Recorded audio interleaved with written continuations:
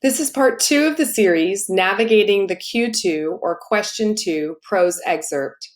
In this part of the series, we'll be looking at the scoring of the evidence and commentary section of the rubric.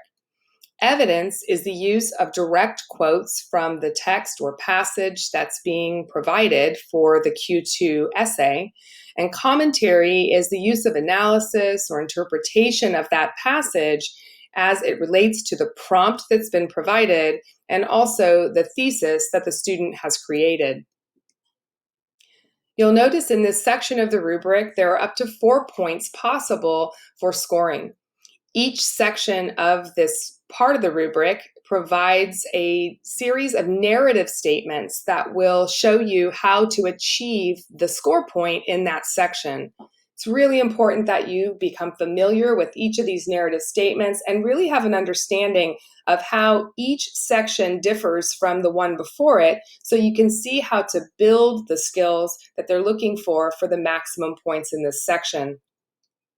You'll also notice under additional considerations at the bottom of this section of the rubric that if your writing has grammatical or mechanical issues like spelling problems that get in the way of communication, you cannot receive the 4th point in this section of the rubric.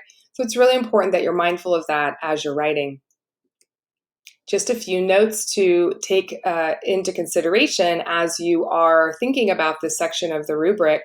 If you fail to use any direct evidence or quotes from the passage, so you just instead paraphrase or summarize the passage that you've read, you will be stuck in the 0 or 1 point section of the scoring guide. Students who use some quotes from the text, some direct evidence from the passage that they've read, will probably fall into the 2-point section of the scoring guide.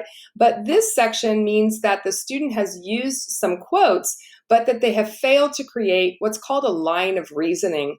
And a line of reasoning is like a thread that sort of takes the reader from that initial thesis at the outset of the essay all the way through to the end of the essay with a series of subclaims that are being made to support the argument.